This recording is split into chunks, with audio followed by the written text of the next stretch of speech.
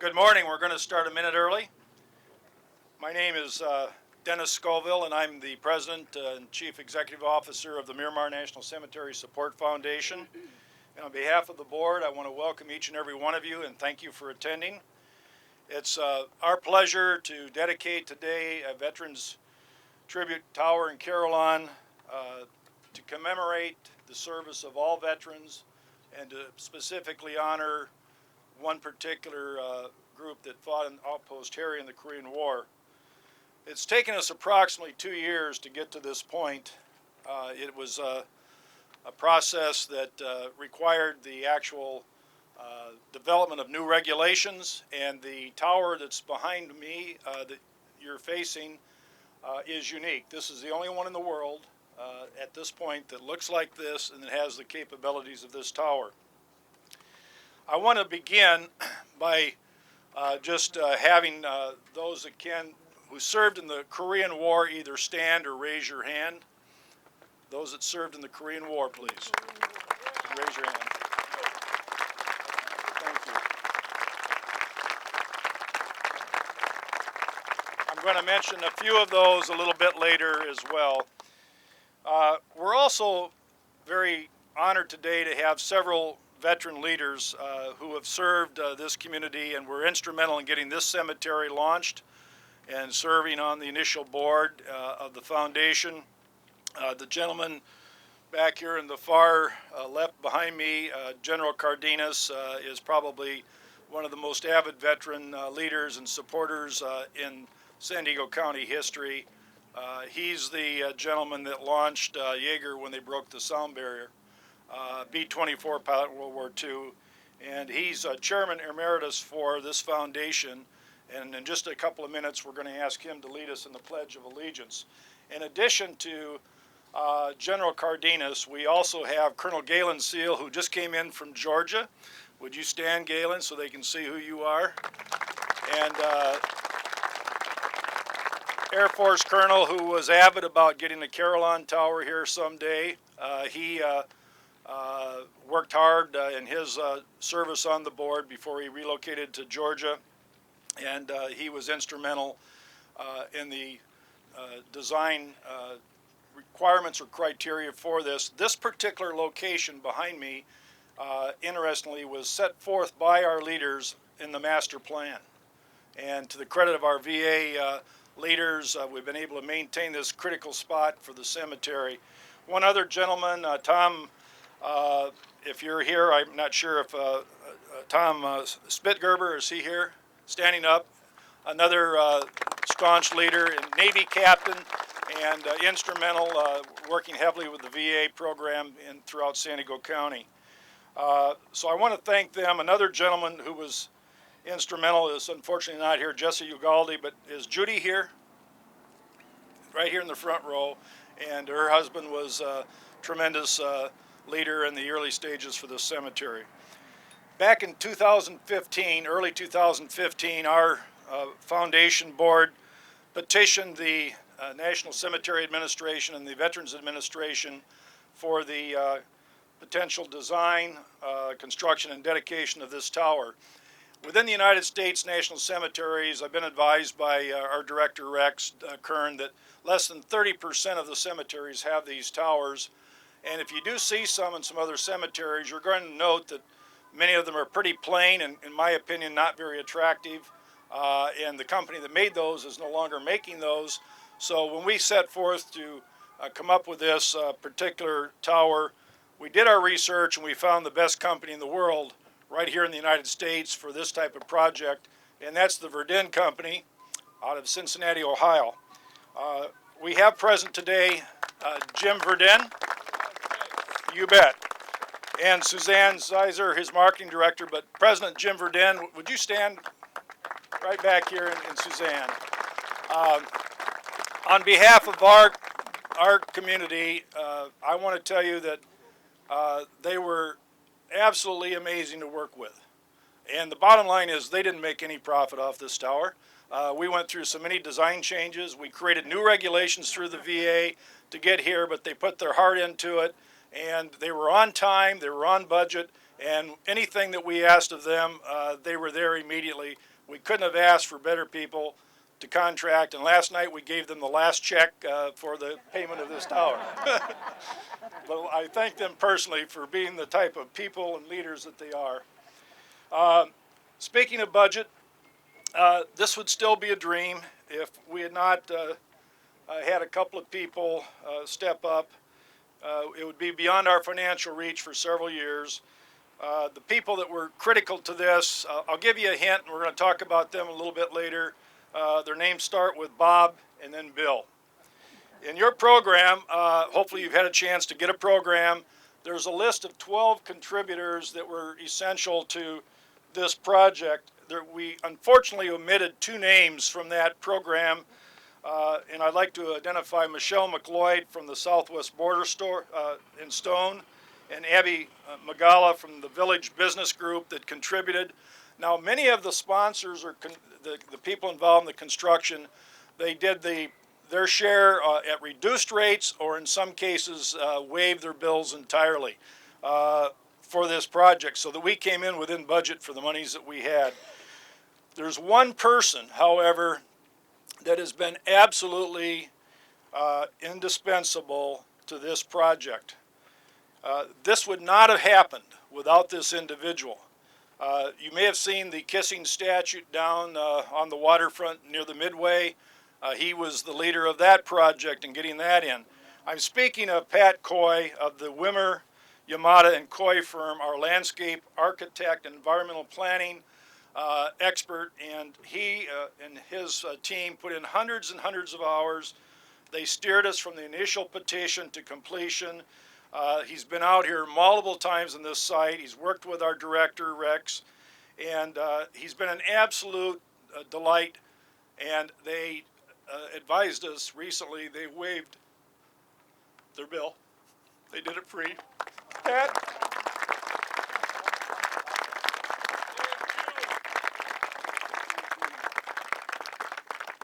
That's how we made our budget. Finally, our foundation board members have been working hard. Everyone on the board has contributed. Rich Sells, our CFO, took the lead in dealing with the petition and multiple revisions. Charlie Einot came on board and helped with the working with the NCA. Now at the NCA, Michael Borgman was the NCA contact architect, and he worked hard to help us get this through different levels of approval and back down again and back up for more review. And then Jeff Simonetti, our master electrician, did all the electrical work for us. Bill Hurd, our PIO officer, retired Navy captain, has been instrumental in organizing the program. Our event planner is Soleil Kim, retired Army intelligence officer who did a tremendous amount of work in putting this all together. And every other board member, Vicki Nenner, our nurse on the board from Vietnam service, is running the first aid station. Charles Bailey, our vice president, has been there as backup for anything we needed. And it's been a really team effort with literally hundreds of hours, and I'd like my board to stand, please.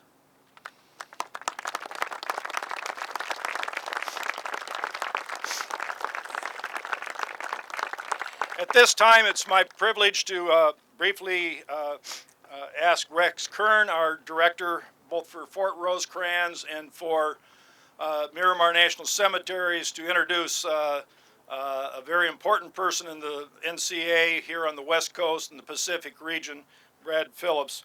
Rex came to us in March of this past year. He has been instrumental in helping us do the Memorial Day service, a Medal of Honor service that many of you may have attended that was very special here, and he has been a delight to work with. I want his boss to know that we're very appreciative of him being assigned here to San Diego. He's the best, in my opinion, that we've had. And I'd like Rex to come forward briefly and introduce his boss, Brad.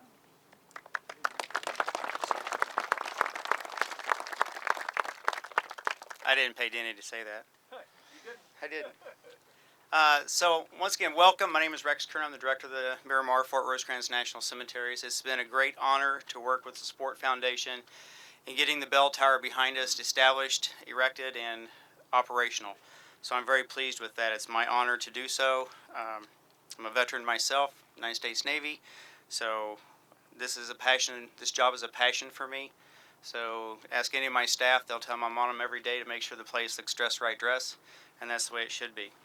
Before I introduce Mr. Phillips, I want to do a little ceremonial thing here with Mr. Baker. If Mr. Baker could stand, please.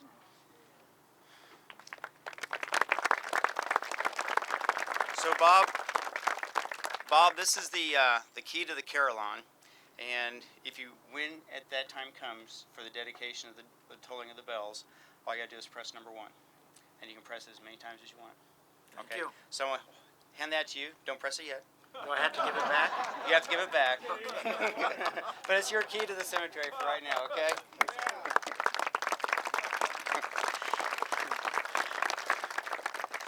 So right now I want to introduce my boss, Mr. Brad Phillips, who is the Executive Director of the NCA Pacific District. His office is located in Oakland, California. Mr. Phillips was appointed to the Senior Executive Service September 25th, 2011, and serves as the Executive Director for the NCA Pacific District in Oakland. As the Executive Director, he is responsible for overseeing 14 national cemeteries, 7 satellite cemeteries to ensure dignified burial services for military veterans and eligible family members. NCA Pacific District supports veterans and their families in 9 states, including Alaska and Hawaii. Prior to his appointment, Mr. Phillips served as Assistant Director at the Veterans Benefit Administration Winston-Salem Regional Office from December 2009. As Deputy G2 U.S. Army Japan from May 2008, he worked closely with the Japanese Ground Self-Defense Force, contributing to improving information and sharing interoperability, that's a big word, between U.S. and Japanese forces. From 2003, he served as Deputy Chief of Plans and Architecture for the U.S. Army, Europe, and as a Senior Analyst at Northrop Grumman from July 2001. Mr. Phillips enlisted in the United States Army in 1976 as a radio operator in the 82nd Airborne Division, then separated in 1980 to attend college. Upon graduating in 1984, he returned to active duty and was commissioned as an infantry officer. In 1989, Mr. Phillips was assigned to the Military Intelligence Corps. His key functions included Company Commander, Battalion Operations Officer, and Battalion Executive Officer. He also served with NATO and participated in deployments to Bosnia and Kosovo. Mr. Phillips retired from the United States Army in 2001 with 20 years of service. He graduated from the Senior Executive Fellow Program at Harvard University in 2009. The U.S. Army Command and General Staff College in 1995, and received a Master of Science in Biology from the University of Texas, San Antonio in 1994, and a Bachelor of Science in Zoology from Texas A&M University in 1994. Mr. Phillips' awards and honors include the Defense Meritorious Service Medal, Meritorious Service Medal United States Army 3rd Award, Joint Service Commendation Medal 2nd Award, Army Commendation Medal, Army Good Conduct Medal, National Defense Service Medal, Armed Forces Expeditionary Medal, Overseas Service Medal, Airborne Wings, and the Knowlton Award for Excellence in Military Intelligence. Ladies and gentlemen, Mr. Brad Phillips.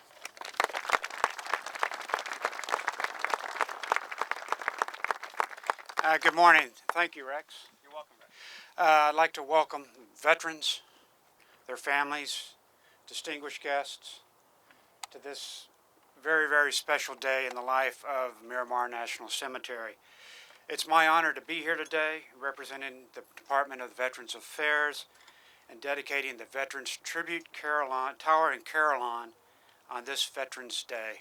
And I don't think we could have asked for a better day to do this on. It's beautiful weather down here. Today is the day, as a nation, that we collectively celebrate the courage, selfless sacrifice, and selfless service of our nation's veterans. It is fitting that we are dedicating this lasting tribute on Veterans Day.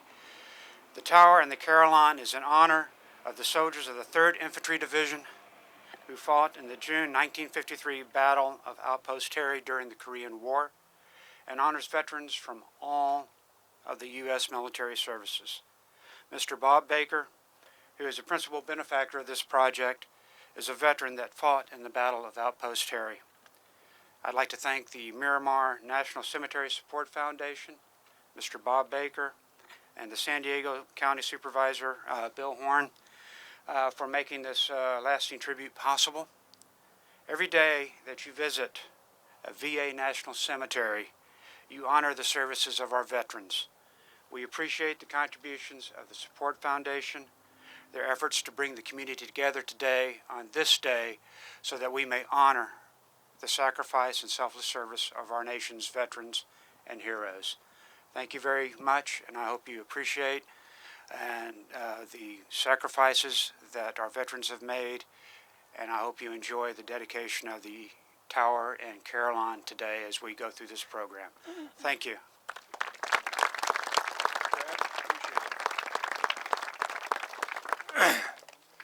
At this time, we're going to ask retired Army Colonel Michael Ortiz, chaplain, to lead us in the invocation.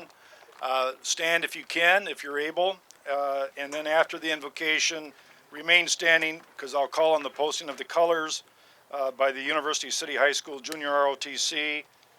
We'll have the pledge and the national anthem. Father Mike.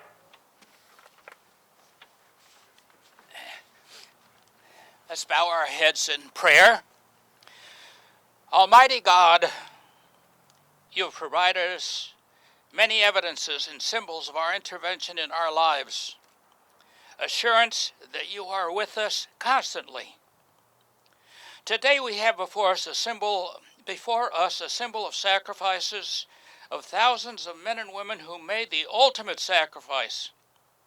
Bless this carillon, a memorial of those who made the ultimate sacrifice and who threw themselves into the line of combat to announce to the world that freedom isn't free. It is a precious commodity.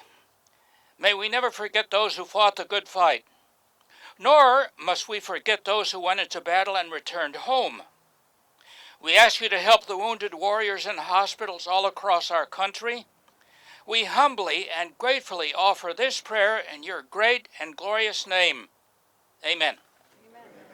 Thank you, Father. At this time, honor guard, post the colors. Colors.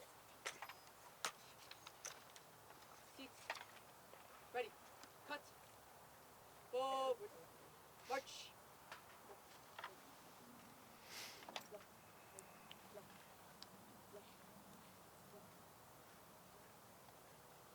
Counter march. March.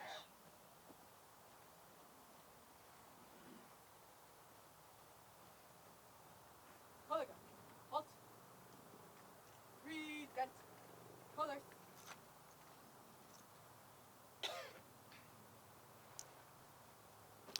At this time, I'm going to ask retired Brigadier General Robert Cardenas, our Foundation Chairman Emeritus, to come forward. As I indicated, he played a special role in the founding of this cemetery and led us in our formative years.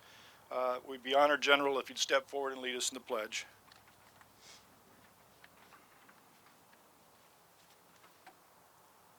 Let's honor our flag and our country. I pledge allegiance to the flag of the United States of America and to the republic for which it stands, one nation, under God, indivisible, with liberty and justice for all. Thank you, sir. And I think I'll... You bet. Sorry, God bless you. Well, you can stay just a little. Yeah, Charlie will get you off over here. And at this time, the 3rd Marine Air Wing Quintet from Miramar will lead us with the national anthem under the direction of Sergeant John Kearney.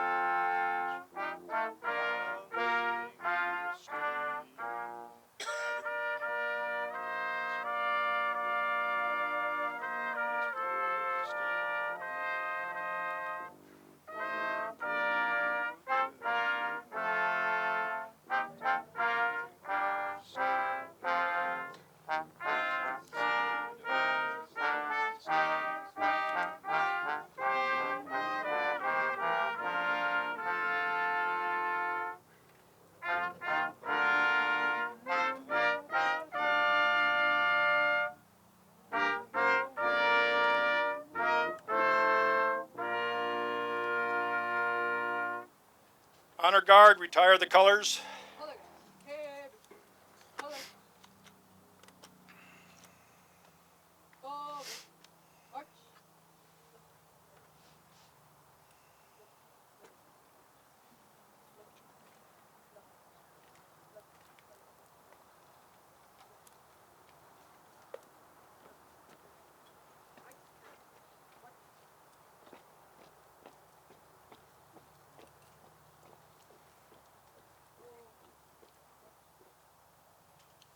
Please be seated.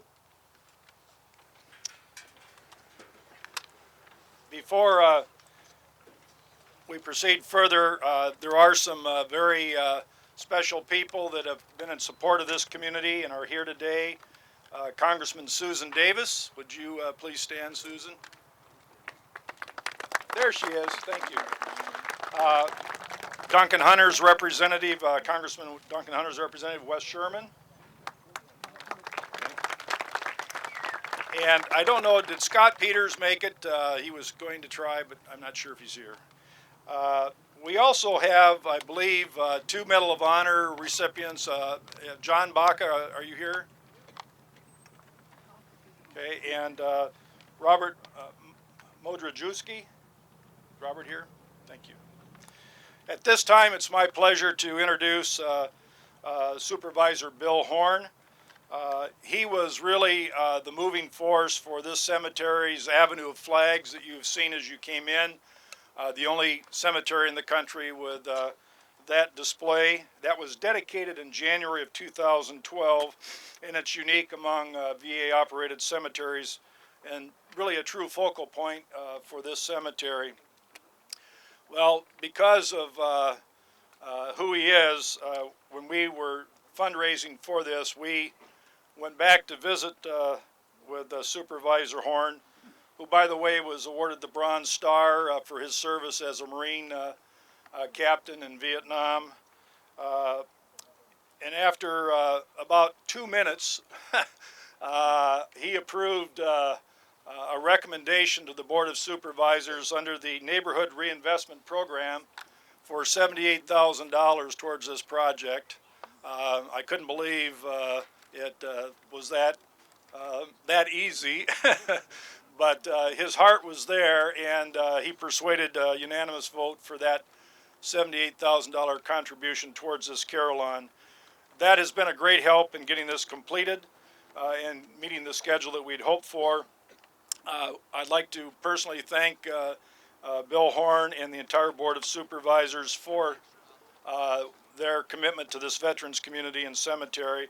Ladies and gentlemen, please welcome a fellow veteran, a patriot, and a dedicated public servant, Supervisor Bill Horn.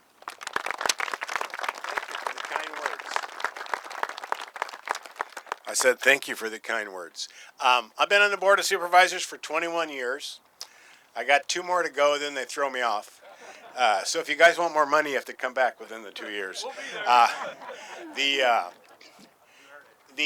We spent, General Cardenas, he's still here, but I remember spending on committee meetings with him for 14 years to get the DOD to give us this 300 acres. He was very persistent. In those days, he didn't need a cane. He just ran in and kicked them. And we pursued this for, I was around for the entire thing, and fortunately we got Secretary Princepi involved, and he was a cabinet member, and he made it happen for us. Unfortunately, or fortunately, whatever it might be, every time, this used to be Miramar Naval Air Station, and then the Marines closed El Toro, and they brought the Marines down here. So every time this command changed, we had to deal with somebody else. And you thought constructing that bell tower was tough. I got news for you. Every time a commanding general would rotate it out of here, we had to start over again. And he explained to them that, the residents of the cemetery are not going to stand up when the jets flew over. So anyway, it was very difficult. Yesterday was the Marine Corps' 241st birthday, and we had a great time up in North County. We had the air wing up there, and we cut a cake and did the whole thing. And it was a wonderful outpouring, and we had almost 350 people there. We had over 200 veterans there. from Riverside County, San Diego County, all over. We created that vet center 2 years ago, and it's been tremendous. I'd like to build one more in South County and open it up. We have a lot of veterans here. In San Diego County, we have 3,100,000 people. 1,100,000 of those people are related to the military. They're either dependents, active military, or spouses, and they live here, and they're retirees. So 1/3 of this county's population is related to the military. So when they come to me and ask me for a donation, I just have to go convince my colleagues, none of who are veterans, that I'm going to give them a Purple Heart if they don't vote for the darn thing. So I've been very fortunate to do that. I think we have one more project we're going to do. We talked about a chapel, a non-denominational chapel here on the cemetery. My grandparents and my dad, what have you, are over at Rosecrans, and I told my wife I wanted to be buried in the ground, and she's not so sure she wants to be buried in the ground, but I said, you're going anyway. So when that time comes, fortunately I don't have to recuse myself because I'm not a resident here yet. So anyway, I also yesterday I pointed out that only 1% of America's population serves in the military. 1%. Realize the entire country is defended by 1%. And so I think we owe it to them for the sacrifice they give. When they sign their name and take that oath, they not only just take an oath to say they're going to do something, they're putting their life on the line. They're offering their life to their country. And having served in Vietnam, and at 23 years old, I was in command of 270 men for a year and a half. Where does a 23-year-old get that kind of opportunity? You just don't get it. I met earlier a Navy corpsman. I love Navy corpsmen. I needed him twice. I had a shrapnel wound in my right arm, and I got a bullet in my back. I don't think it came from my side, but anyway, I still got the stitches. But anyway, God bless you all for serving. For those who will serve, realize what you're getting into. And I'm proud to have served. I'm proud to have been a combat veteran. But I did it once. I don't want to do it again. But I'm willing to do it if we have to. So God bless you all for your contribution. I love this story of this. I didn't even know anything about this Korean War operation thing. So Bob Baker, thank you so much for being part of this and making this happen for us. So God bless you.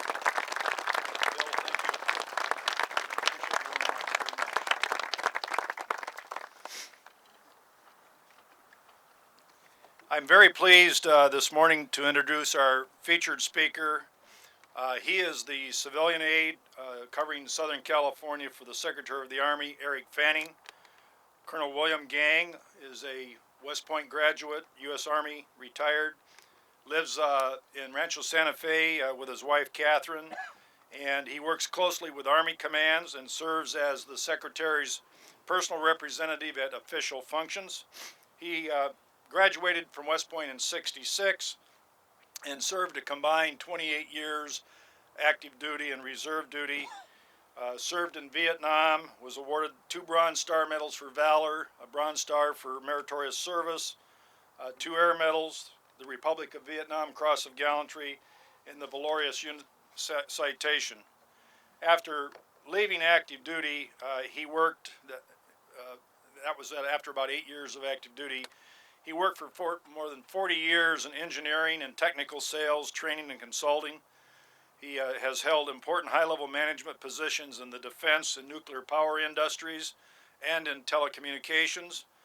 He retired in 2009 as the Executive Vice President and Chief Operating Officer of Information Systems Labs here in San Diego. And after that, he's continued on as an industry consultant. After his bachelor's at West Point, he went on to obtain a master's degree in nuclear engineering from MIT. He graduated magna cum laude from MIT, a master's of business administration and finance from Fairleigh Dickinson University, graduated summa cum laude.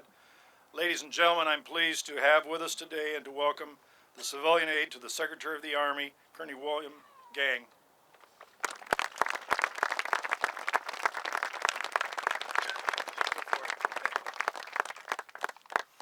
Thanks for that kind introduction, Denny. Good morning, ladies and gentlemen. From the Secretary of the Army, the Honorable Eric Fanning, I bid you greetings. It's a privilege for me to be here on Veterans Day to dedicate this Veterans Tribute Tower in Carillon. This is one of the most enjoyable duties that I have, this type of obligation for the Secretary of the Army. The other duty I do in cemeteries is not nearly as pleasant, for I have to represent the Secretary at funerals of our Army personnel that are being interred. But this is a lot more something that I cherish.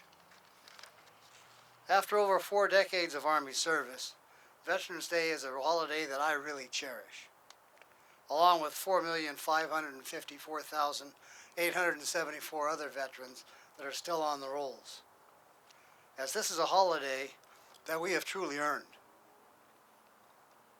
Today, all across our country, in town halls, city squares, parades, and places such as this, we celebrate and honor Americans' veterans for their devotion, patriotism, and selfless service and sacrifice on behalf of all of us.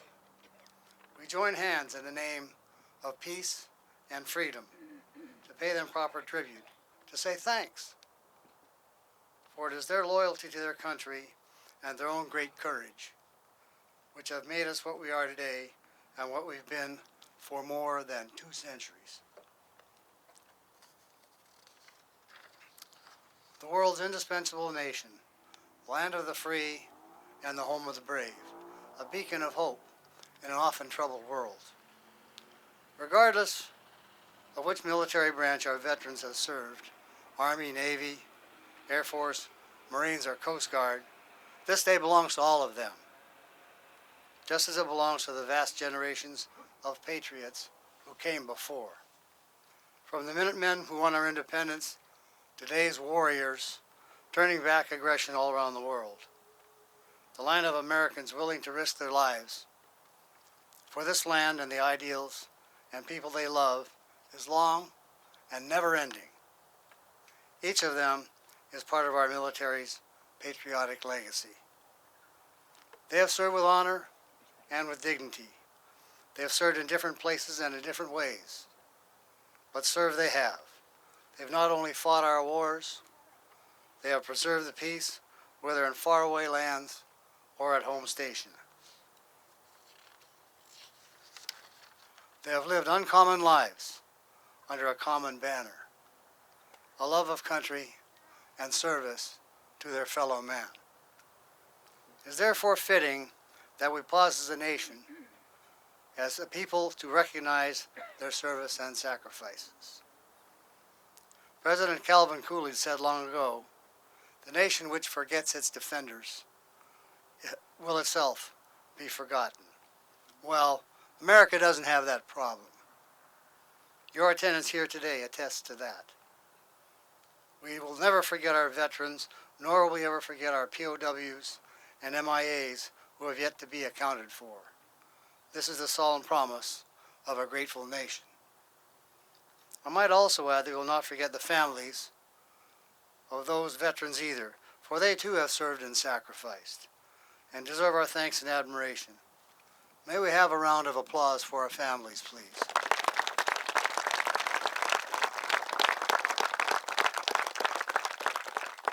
Thank you. As many of you know, we celebrate Veterans Day on the anniversary of the armistice that ended the First World War. The war to end all wars, as it became to be known, ironically. On the 11th hour of the 11th day of the 11th month, the battlefields of war-torn Europe finally fell silent, as more than 4 years of unfathomable destruction came to an end. Unfortunately for all of us, that silence was short-lived. In the intervening years, we witnessed another world war, the Korean War, the Vietnam War, a Cold War, a Gulf War, and a global war on terror. But just as fortunately, in every case, whenever freedom was threatened, gallant men and women have risked and sometimes gave their lives by donning the cloth of this great nation. It's what has always made America exceptional. The generations of patriots who dedicated themselves to the defense of the United States. Today we're here for another symbol of our veterans' dedication, the dedication of a monument and a carillon honoring our veterans of all services and all wars. On this spot now stands behind me a veterans tribute tower with a bell at the top. The tower will be accompanied by a carillon, and they gave Bob the key to that this morning, which will be capable of playing a selection of music for the peaceful appreciation of those visiting the cemetery and those passing by. I'm sure all of them will recognize the familiar haunting sounds of taps. Since its dedication in November 2010, thanks largely to the work of the Miranar National Cemetery Support Foundation, who began working the issue in 2006, this 313-acre site has provided a garden of heroes for San Diego veterans and their spouses. This plot of land, which used to be the grounds of old Camp Elliott, Camp Kearney and Camp Elliott, is already the resting place of more than 10,000 veterans and spouses. The entire burial ground has the capacity to hold 260,000 graves. After the closure of Rosecrans Cemetery to most burials in 1966, the only option for casket burials was Riverside National Cemetery, quite a distance away. A national cemetery located here made a lot of sense, and San Diegans are proud and pleased that this land was dedicated for that purpose. You'll hear from veteran Bob Baker, with whom I'm honored to share this podium. The story of Outpost Harry, a vicious and victorious battle of the Korean War. The opposing forces had more troops, but we had more ammunition, and we had more resolve, so we were victorious. This tower is appropriately dedicated to the veterans of the Korean War and to the veterans of all our armed forces who engaged in every war that America has joined. Recently, and prior to his retirement as Chief of the Army Reserve, Lieutenant General Jeffrey Talley addressed an American Legion post and its invited guests here in San Diego. In his remarks, Lieutenant General Talley spoke of the Department of Defense goal of the creation of a seamless, that's a new word in our vocabulary in the Department of Defense, a seamless military force. He talked about a force where a member of one component could transfer from his service to another service to duty with no penalty in pay, rank, or time in greater service. This means that someone in the Army could transfer to the Air Force and assume a new job without impediment. This is a new and novel concept for our armed forces, as you veterans here might realize. Lieutenant General Talley did not discuss any schedule by which this concept might become reality, so it is undoubtedly safe to assume that this seamless force concept is still in the idea stage. While I am sure that where we are today did not serve as the inspiration for this innovative idea, it struck me when I first visited this cemetery that we have a seamless force right here, and indeed in every national cemetery in the United States. Here we have interred members of all ranks and all forces. We have a Congressional Medal of Honor recipient, Sergeant Charles Schroeder, a U.S. Army veteran and also once a Marine, who was born in Germany in 1837 and died peacefully in San Diego in 1921. It's quite remarkable that someone like Sergeant Schroeder, who saw bullets fly in both directions in both the Civil War and the Indian Wars of the late 1860s, was wounded 7 times, and was awarded the Medal of Honor, should die peacefully of old age, and is now buried here. Around him, seamlessly, are the graves of Captain Robert G. Sullivan of the United States Navy, PFC James Coban Sr. of the Army Air Force, and Jerry Coleman of the Marines, who was once a San Diego Chargers announcer. There are no differences among them, nor are there any differences among the appearances of all the headstones, except that Sergeant Schroeder's headstone has the script illuminated in gold. This is truly a seamless force. As those who rest in this hallowed ground, we should also be seamless in honoring them and all our other veterans who have served to make our country a great power among all nations. In closing, I'd like to leave you with a quote from Secretary of Army Fanning, speaking yesterday at the World War II Memorial on the National Mall. He said, "This is where we honor the men and women from our greatest generation. We honor them for their wartime service and sacrifice, but also for the prosperity we enjoy today. On this November 11th, let's make sure we continue to appreciate our veterans' military service from all generations, as well as their continued commitment to our nation when they return home. On this Veterans Day and on all days, we offer them our profound thanks and appreciation. Thank you, and please enjoy your Veterans Day holiday, because I sure will."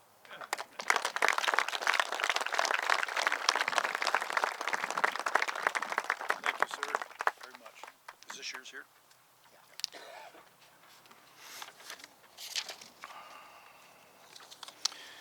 Our next speaker is Bob Baker, guest speaker. Doesn't need an introduction in San Diego. If you've ever been in the market to buy a new car, Chevrolet, Jeep, Chrysler, Lexus, Ford, whatever, he and his family have been ready and willing to make a fair deal. You probably also, many here have seen firsthand his generosity in this community. He's been involved in many charities that he's supported over the years. It's his generosity that has brought us here today to the dedication, because he provided a major part of the funding, not only for the tower, but under the VA regulations, we have to have money set aside for future maintenance, and he is committed to that program as well. In your materials, I'm going to skip ahead because it's warm for everybody. There's a biography, brief, very brief, of Bob. And if you go through that, you'll learn that he grew up in LA, broken home, grew up in poverty. Even for a while, he lived on the streets in Los Angeles. After high school in 1950, Bob enlisted in the U.S. Army and went on for training both as a paratrooper and a pathfinder. He was sent to fight in the Korean War, initially landed in Pusan, and was ultimately assigned to the 15th Infantry Regiment of the 3rd Infantry Division. Up in the tower there, you'll see some plaques dedicated to those units. He reached the front lines in February 1953, being a young single guy, 20 years old, paratrooper, pathfinder. He was always the first to volunteer for dangerous missions. In a 4-month period of time, he conducted 27 night patrols into enemy territory, literally held by massive thousands and thousands of Chinese troops. We're also here today because of his love, loyalty, and determination to preserve the memory of those who fought in the Korean War, and particularly those brave American, Greek, and South Korean troops who persevered against overwhelming odds during the ferocious Battle of Outpost Harry, which took place from June 10 through 18 of 1953 in an area known as the Iron Triangle. In your program, you'll find a brief description of that battle, and I would encourage you to read it, and then after you do, go on and do some more research. You'll be amazed at what you learn. The program does give you a brief overview. It identifies, I think, the determination and the heroism of those men who were ordered to defend a critical strategic position against prolonged Chinese artillery, repeated mass waves of Chinese troops because they were ordered to take it at all costs. You're going to learn from Bob why this was an important position. This is when the armistice was being negotiated and holding key positions that gave a view for artillery to Seoul. This outpost was absolutely critical. These men were told to hold at all costs. In military parlance, that means defend until the last man. In other words, maintain their positions or die trying. From June 10 to June 18, they fought, and they fought. Many died on that hill. On more than one occasion, they were overrun by the massive numbers of Chinese. Their plan, and they trained for this, they would survive by going to their bunkers that were carved into the trench line around the top of this hill, reinforced with wood and sandbags, and then when they thought they had enough Chinese above them and around them, their commander called time on target. Their own artillery was launched on their position. And after the artillery lifted, they came out. The trenches weren't walkable. It was full of bodies, body parts. They had to move those out to not only be able to walk the trench line, but they had to use some of those bodies to create their sandbag support for their bunkers because the sandbags have been blown away. On the worst night of UN casualties in that battle, approximately 300 men, inclusive of replacements that went up from replacement platoons when they brought people down, they had approximately 300 people engaged, and of that night, 30 men escaped, either being killed or severely wounded.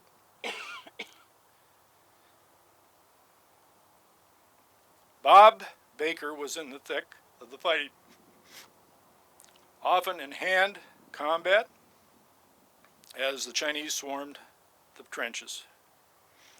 He described his experiences in his 2005 biography, Against All Odds, The Robert H. Baker Story. He also underwrote a public television documentary entitled Hold at All Costs, Korea, The Battle of Outpost Harry. And many people were featured in that, including General Eisenhower's son, who was a major overseeing the operations in the vicinity of Outpost Harry. I'm pleased to tell you that today, in addition to Bob's presence, we're also honored to have 5 other survivors of the Battle of Outpost Harry present. I'm going to read those names and ask those 5 gentlemen to stand.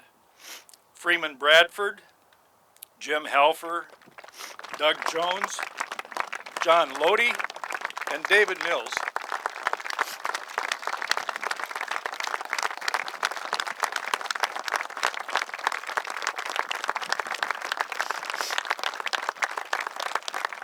Thank you.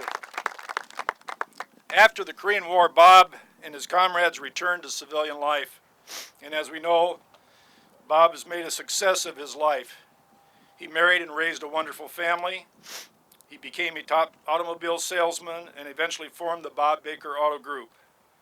But no matter how successful he was in life, he always shared his success with others. He provided funding for many charitable endeavors, has been a strong supporter for organizations that help the homeless and those less fortunate. In addition to working to honor the memory of his fellow Korean veterans, he's also worked to honor veterans of all military services.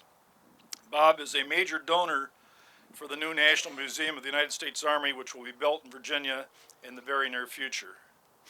Over the years, many of you have heard some of Bob's automobile ads and may recall the line, "It's so nice to be nice." Well, in Bob's case, it isn't just an advertising pitch. That's the way he truly conducted his business and how he lives his life. There's a reason, however, that he lives his life this way. You see, when he went out on patrol during the Battle of Outpost Harry one night, where they were told they didn't expect him to come back, they were going to go out and try to alert to the Chinese onslaught, he made a promise to God that if God kept him alive through the ordeal, he would do good with his life. I think he's kept that promise. My friend, Bob Baker.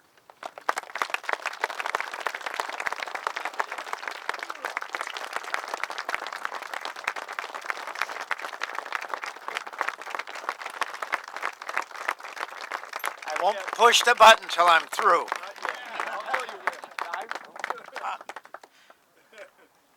I'm here to tell you that what I do is thank God for saving my life. When I was in Korea, I could point 9 different times I should have been shot, killed, or whatever. I'm going to tell you about 3 of those. Before Outpost Harry had its battle, the 3rd Division, the 8th Army, and our commander was Colonel Akers. Found out that Colonel Akers, I didn't know this till recently, that he was pretty much in the drinking. And they were worried, so they sent John Eisenhower from the 8th Army to take over command without telling anybody. So, on the first night of the battle, they asked if we would go up on a hill above regimental headquarters, because we were maybe a mile and a half, 2 miles behind Outpost Harry. And my bunker was Outpost Howe, which was right behind Harry. And because my patrols were 2 of us that knew it probably better than anybody else. So they asked us if we would volunteer when we came off the hill to go on a mission. You don't have to volunteer, we'll understand, but you're not coming back. This is a suicide mission. Well, my buddy Stan Carney and I said, we'll do it. We'll do it. We both kids that families were broken up. We didn't have a whole lot to live for, except we were living for other people. So we went on and said we'd do this. We had a whole afternoon to prepare for it. We had to get our hand grenades on us. I had a M2 carbine. I could strap up to 90 rounds, mostly 60. It's a little more easier to get to them. And lead out 2 squads. And our mission was to put a line right under Outpost Harry. The regimental combat team of the 5th Division, regimental combat team, was on that night. And they had to clean those trenches out. And there was nothing but blood, body, guts, soldiers, Americans, Chinese. It was mostly the Chinese that were there. And even Koreans who were aides to our, so we could understand the languages. So I had plenty of time to make my peace with my God. And I said, dear God, if I live through this, I'll never forget it. Whatever you tell me to do, I will do. And I've lived through that the best I could all my life. Now what happened, it shouldn't have happened. At dusk, we decided to take out I took the head squad, my friend Stan took the 2nd squad out, and right behind me. As we get out towards the middle of Outpost Harry on the base, ready to climb up to put this trench in, because we were going to be hit first. And when the Chinese hit, they first come in a wave, no guns or anything. They pick up the guns that are there. The 2nd wave, 3rd wave, they just keep coming. And you're outnumbered at least 10 to 1. So we knew what was going to happen. So we started out on the patrol, and we find ourselves in a minefield. I had the 1st squad, got them through safely. The 2nd squad came through. Now the Chinese were tacting always in the dark, starting about 1 or 2 o'clock in the morning to daylight. I don't know why they wouldn't do it in the daylight in those hills, for many reasons. So as I got through the minefield, I have a radio. I was pretty good at radios, being a Pathfinder. And they said, come back, come back. Chinese have already attacked. Come back to the main bunker at the base of Outpost Harry. Now, if God wasn't in that play, the minefield, etc., I may not be here today. I had many experiences like that. Just before the Outpost Harry, I'll tell you another story, because it's very important to the way I was thinking, because after 20-some patrols, I didn't think I was going to come back anyway, just one more and that was it. So then, this is just before, in May, I was decorated on the spot with some others. They asked if I would go on a mission with a group of guys from other companies, and what we're going to do, there is a hill called Old Charlie. Old Charlie was on the western side of Outpost Harry and in Chinese hands. The reason they sent, as you know, I told you, John Eisenhower, who died just a few years ago, and he was taken over, and so he's the one that asked us if we'd go on this patrol along with Colonel Akers, who was pretty much still in command, and my commander, Dr. Lieutenant Rinkemeyer. And so we went back to the main bunker, and I had a migraine headache second to none. And to this day, I have problems with my hearing, because I don't know how many, I forget how many thousands of rounds were fired that day, because that was the third day of the big battle. As you heard, the first night, Captain Markley was in charge in K Company, and then he had some assistance for some of the other companies, and only 30 men walked off that hill when there was 300. And that was the first 3 nights. And then they put the 5th Regimental Combat Team to clean up the trenches and so on the best they could for the next night. So that's why they wanted to set this trench so they could get some rest and sleep, and we'd be the first that would be hit. So this outpost, Old Charlie, before the main battle, I knew a battle was coming. We were supposed to take the hill. I was there because of my experience in radios and etc., and being in the intelligence reconnaissance platoon for the regiment. So we hit the hill at daylight, and the artillery went on for maybe an hour before that. So all the Chinese apparently got in caves. So as we started up the hill, they strapped a flamethrower on my back. And what we were using was old World War II equipment. I couldn't get the flamethrower to work. I threw it on the ground, filled it full of holes, and went on my way. As they blew up the ammunition dips, I was on the east side of the hill, right across from Harry, and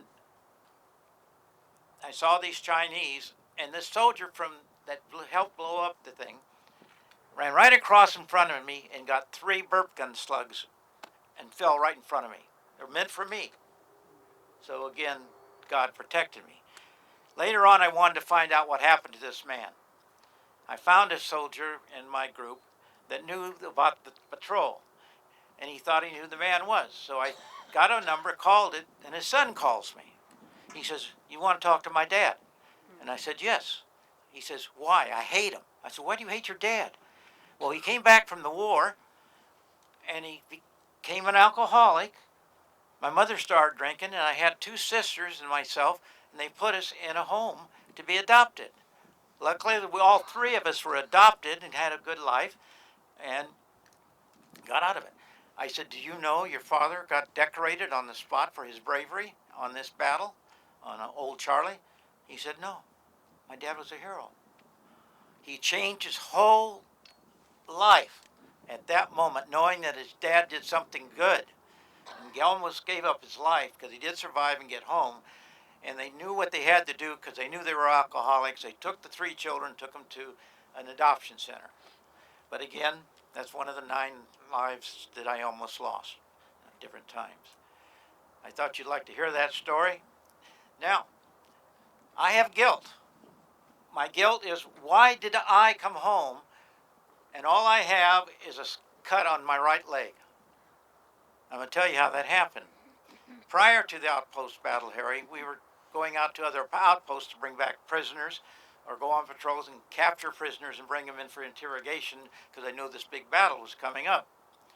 So I'm in the lead Jeep, and I'm on the machine gun, 30 caliber. I have hand grenades on my vest, I have my carbine, and I'm standing up. The 2 drivers, our driver and the passenger, we had these little cat eyes, and there was a road that went this way and this way. The driver, because we were the lead Jeep, took the road, the Jeep flipped over, and I came out from under it with this cut. None of my hand grenades went off. Nothing happened. They put me on the side of the road because they knew I had cut my leg pretty badly. So there again was a chance that and I didn't have to go on that particular patrol and bring back the prisoners. So when I came home from Korea, left out of Incheon, on a 3-week cruise. It wasn't a luxury cruise. I did some gambling, won a few bucks, thank goodness. I was able to buy some nice new clothes when I got home. But I thought about my life. Growing up in the streets of Los Angeles, and I promised God I would go and get a better education. I'd stop my crazy ways of what I was doing. And got home, and my girl I wanted to marry was engaged with someone else. So when I came off the ship, I got on the phone and called her. Cheryl was her name, spelled Sherilll. I lost her after 55 years, broke my heart in '09. So, and her mother, before I went to Korea, used to sneak me through a window when her fiance would leave, because her mother really liked me. And so when I came off, I got on the phone and I said, Cheryl, tell me, are you engaged? She said, yes. You haven't got married? She said, no. I'm going to be home tomorrow night. Will you go to dinner with me? That was December 8th, 1953. So we got married when the priest said we could May 1st, and she gave me 5 children. I have 6 grandchildren, and my oldest son's here. Would you stand up, Mike? My youngest daughter is here. My sister is here. My brother Dick, who's 2 years younger than I, was murdered in one of my dealerships. He went on and never came back. We found him. My other brother Ron, who was Ron Baker Chevrolet, died in '08. My wife died in '09. And that was a pretty rough time. The Saylor family died also in '09. The family got burned up in a car, a Lexus, that they borrowed from my dealership. But that's over with, gone. So God has taken very good care of me. So I try to return because he saved my life. I do whatever I can because I know when he wants me to do something. I just know it. How I can explain that, I don't know. Father Joe, one of my favorite charities, various other entities that I try to support. So anyway, old Charlie, Outpost Harry, my life now is to do things like this for the survivors of Outpost Harry. I so only have half of my guilt from coming home with no scars, knowing that I was spared. I have one other that I have to do, and that's with the U.S. Army. I've talked them into they're going to go in Washington, D.C., so when you go to Washington, D.C., it's going to be opening soon. They started construction on it. It's very expensive. I think it's going to cost $200 million to do this. But they have, from 1776 through all the wars. When I found that out, I said, you're going to put the Forgotten War in that museum, and I'll help you. Well, they try to pick my pockets, of course. And they've agreed to put a Korean memorial with all the rest of the wars. Now, I'll tell you a little story. After I come back, I did a documentary called Hold at All Costs. I wrote a book. And the people I interviewed, one of them was John Eisenhower, who was a major. I didn't interview, my director did. And he told a story. He said, when I became president, he says, my father became president. He wasn't to take office until in January. And you have to go to Korea, and you're going to the 8th Army. But the 8th Army was part of the 3rd Division. And he said, son, when you get over there, if you're captured, take this gun. You know what to do with it? He said, yes, Dad. And he said, I came back from the war, went to a firing range, it wouldn't work.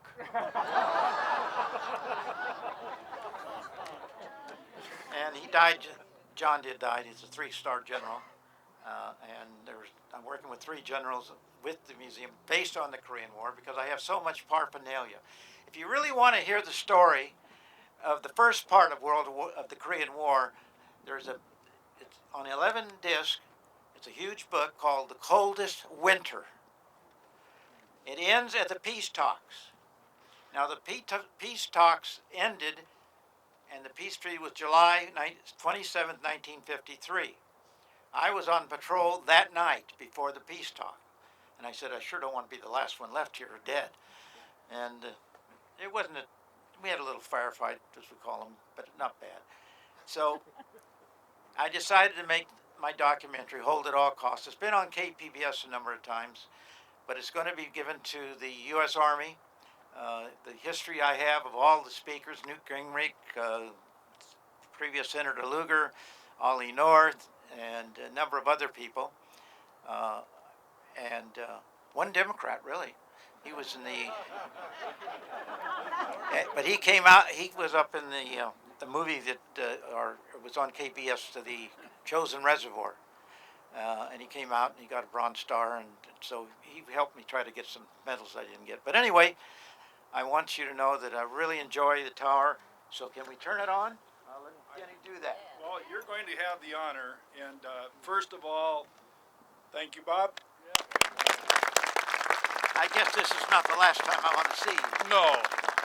And It's the bottom one. that's whatever one you want to push. I think he told you the right one. You heard it first. Congratulations, sir. Thank you. Let me get my water. You bet.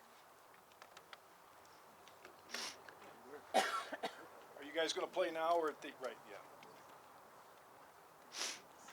Just a little medleys before we do our benediction.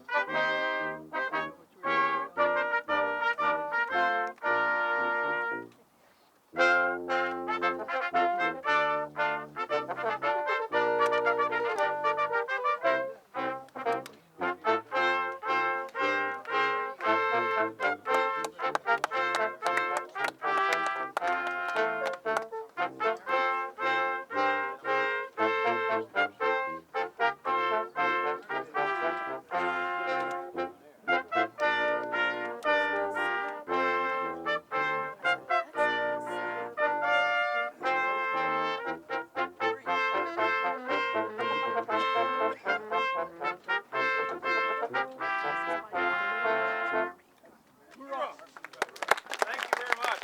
Wonderful.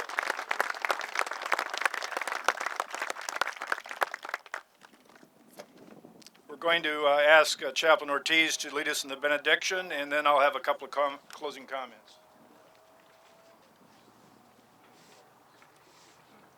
Before I say the prayer, I'm going to ask for a round of applause for the Boy Scouts here who have done a wonderful job.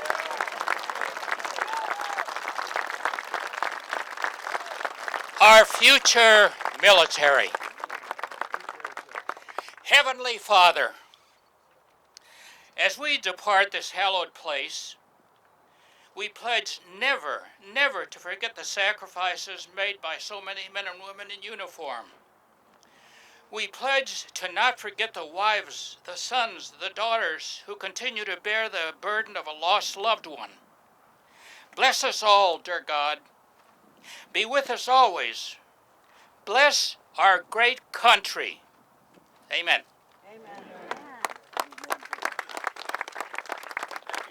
Thank you, Father. Well, that concludes our program, ladies and gentlemen. I want to particularly thank and apologize to those that have had to stand. I'm really delighted that you were able to attend. I hope that it was a meaningful program for everyone. And I want to thank all those who contributed their time, talent, and financial support to the Carillon Project. We owe each of you a debt of gratitude. And if you want to help us in the foundation in the future, you can go to our website and get information. Thanks again for joining us. When you do leave, you're welcome to go up to the tower area if you haven't already. And we're going to ask that people exit through the north gate onto Miramar Road because of funeral services that are ongoing.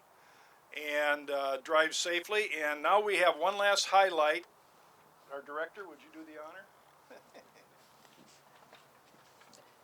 So just so you guys get to actually hear the Carillon play, it'd be my honor to play taps.